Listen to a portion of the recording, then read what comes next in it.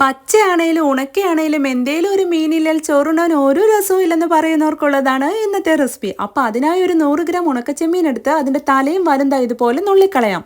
അങ്ങനെ ഞാനിവിടെ എല്ലാ ചെമ്മീൻ്റെയും തലയും വാലും ദാ ഇതുപോലെ നുള്ളിക്കളഞ്ഞിട്ടുണ്ട്.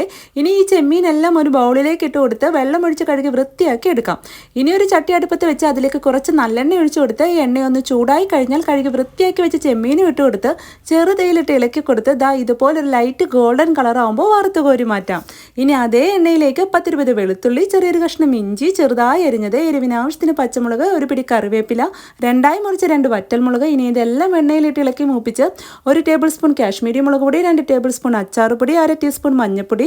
ഇനി പൊടികളുടെ പച്ചമണമൊക്കെ ഒന്ന് മാറി വരുമ്പോൾ ഇതിലേക്ക് വറുത്ത് വെച്ച് ചെമ്മീനും ചേർത്ത് കൊടുത്ത് ഇളക്കി യോജിപ്പിച്ച് ആവശ്യത്തിന് ഉപ്പും ചേർത്ത് പുളിക്ക് ആവശ്യത്തിന് വിനാഗിരിയും ഒഴിച്ചു കൊടുത്ത് കുറച്ച് കായപ്പൊടി ഇട്ട് കൊടുത്ത് ഇനി ഒരു 1/2 ഗ്ലാസ് ചെറു ചൂടുവെള്ളം ഒഴിച്ചു കൊടുത്ത് ഇളക്കി തിളപ്പിച്ച് ദാ ഈ ഒരു പരുവത്തിൽ തീ ഓഫ് ചെയ്യാം.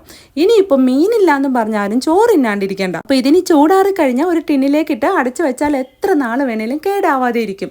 അപ്പോൾ എല്ലാവരും ഒന്ന് ട്രൈ ചെയ്ത് നോക്കുക. ഇതേപോലെയുള്ള ഈസി ആൻഡ് ടേസ്റ്റി റെസിപ്പീസിനെ പറ്റി ഫോളോ ചെയ്യാനും ലൈക്ക് ചെയ്യാനും മറക്കല്ലേ. ഇത്തരം ഈസി ആൻഡ് ടേസ്റ്റി റെസിപ്പീസുമായി നമുക്ക് വീണ്ടും കാണാം. Okay, by.